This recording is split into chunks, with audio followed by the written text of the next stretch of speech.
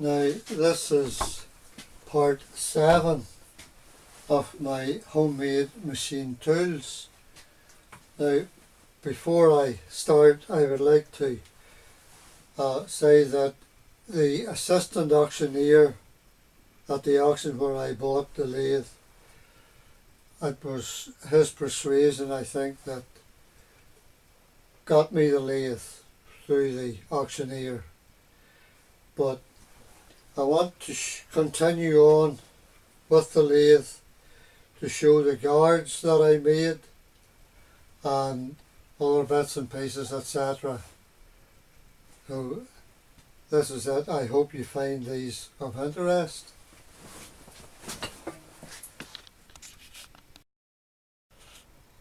Now this is the guard that I made to cover my gear wheels.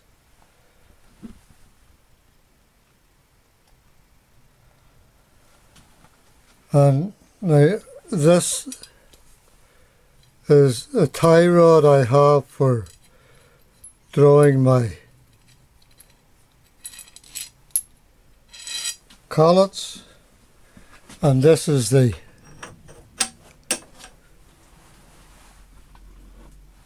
would you call it a stabilizer, or it keeps the drawbar true, keeps the collets true.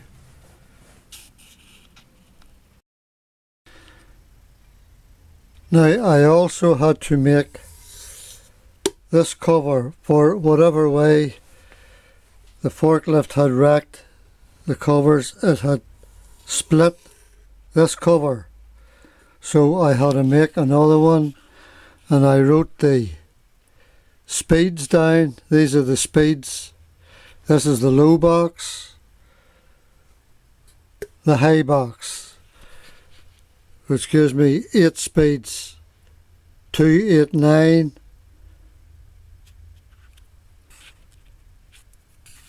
409, 445, 64. High box is 639, 1000, 100, 156. But when making this cover, I had to make sure I didn't cover the reservoir which feeds this bearing with oil.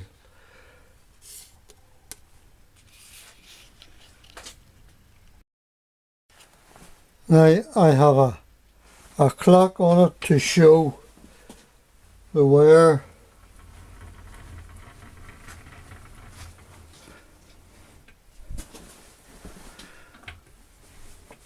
One thigh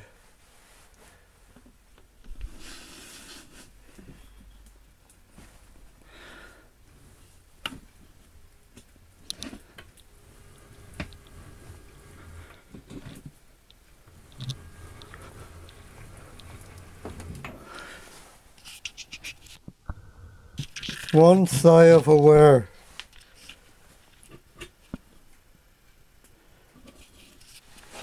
On the bed. Now this is the faceplate that I got with it.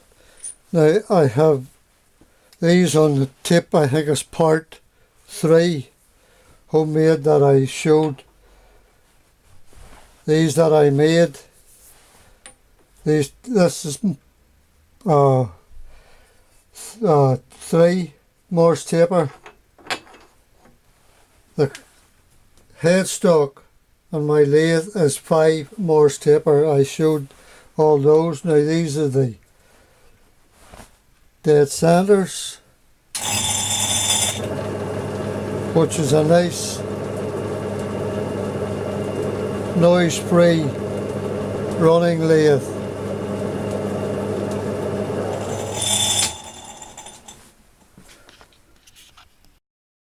Now I said in part 6 that it was just over 20 inches, 21 or 2 inches between sanders, but that was with the tailstock that I had built up for it, but with its own tailstock.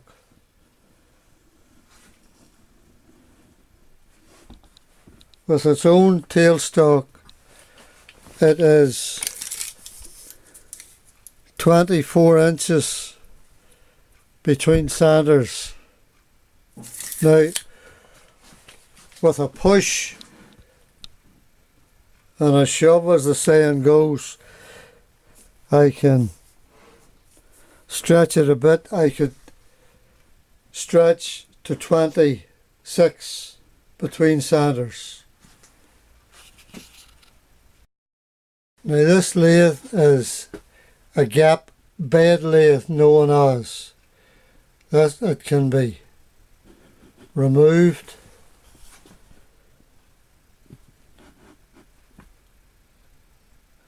There's 3 bolts. There's 1, 2 and 1 on the other side is 3, which gives you another 5 inches, 6 inches. I have had it off, I think, about 3 times since I got it. But always make sure when you're replacing it, well cleaned, lightly oiled with, say, WD-40 or its nearest, and draw it in lightly tight with this bolt before tightening these. Make sure these are dead true.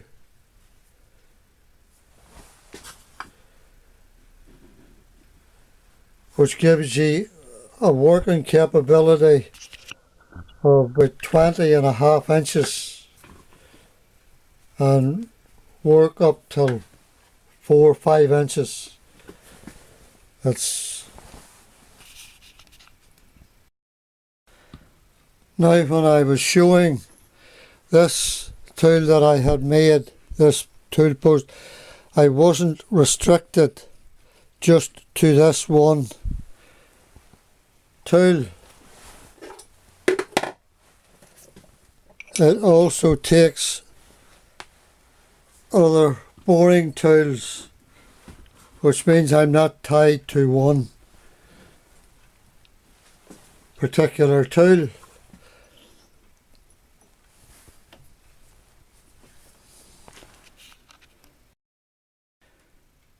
Also, now here's another tool post that I made. I have 3 tips on my website making this tool, but I didn't show it in part 6. But any one of you who decide to make it, always make sure you do the top ring with a bevel for to take this piece to sort.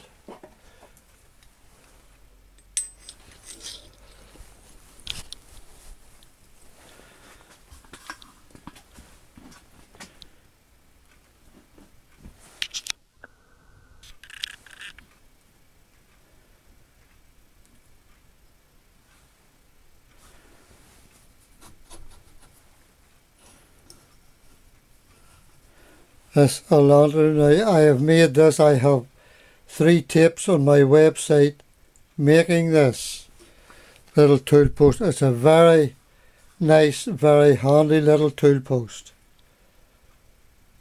I want to make another tip on using it, but it is a very nice little tool post.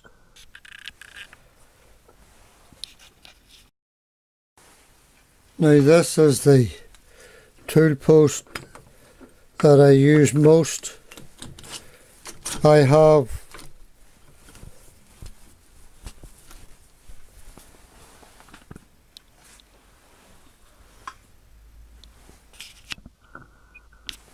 tips on using it.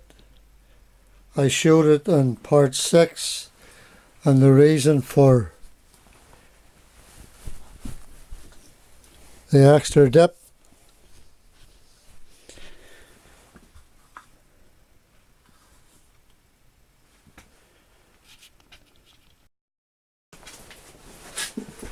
Now, as I said in part 6, when I was buying the lathe there was no tailstock, no chuck on it, or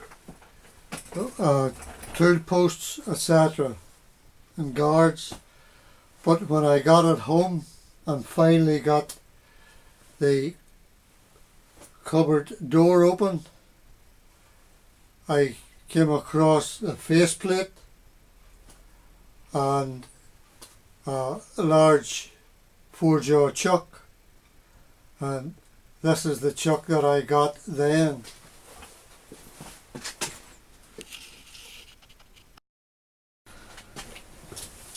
Now, this is the chuck. Now, you can imagine how clean it was. When I got it, there was very little used, and as I say, it is a Pratt.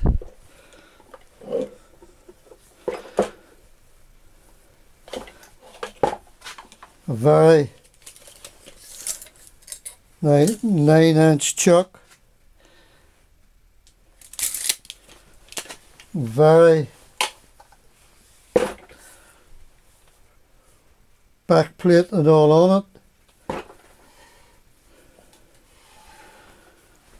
Nice, very clean chuck that has done a lot of work for me.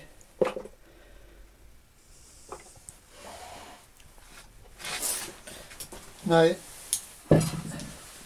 at that time I had a 6-inch chuck of my own. I had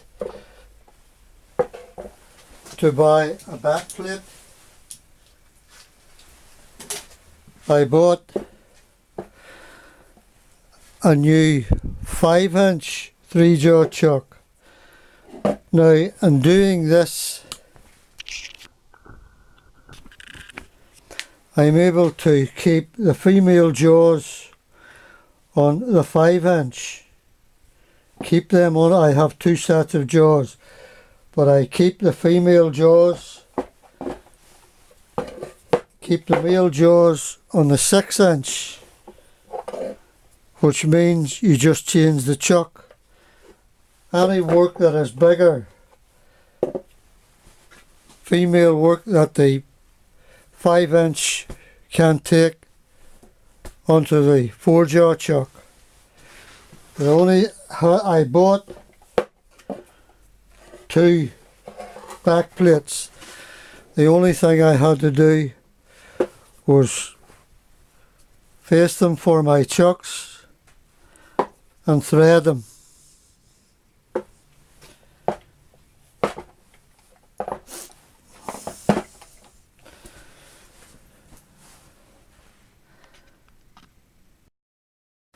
Now, I had the lathe a few weeks and I decided to write to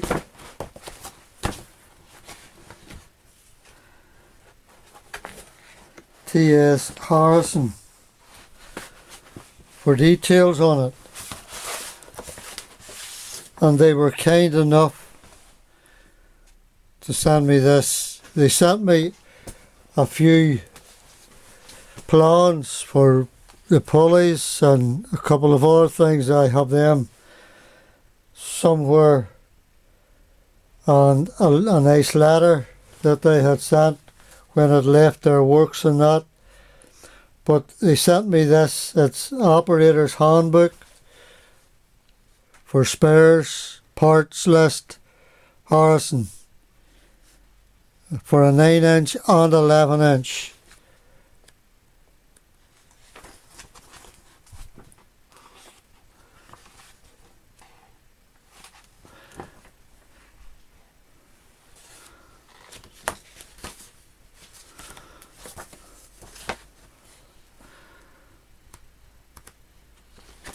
And a few years back,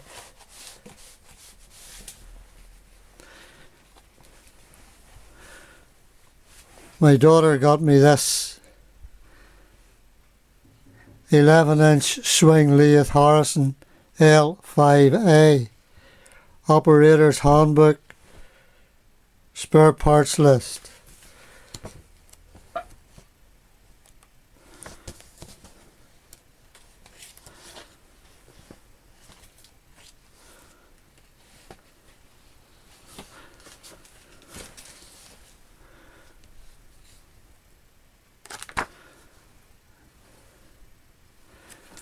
Nice to have.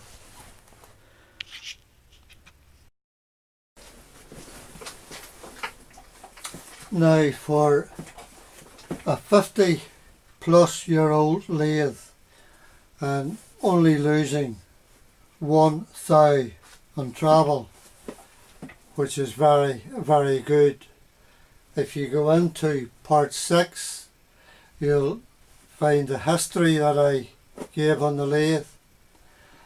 Harrison makes a very, very nice machine. They're equal to any lathe on the market, better than most. And they are a very good, reputable English manufacturer.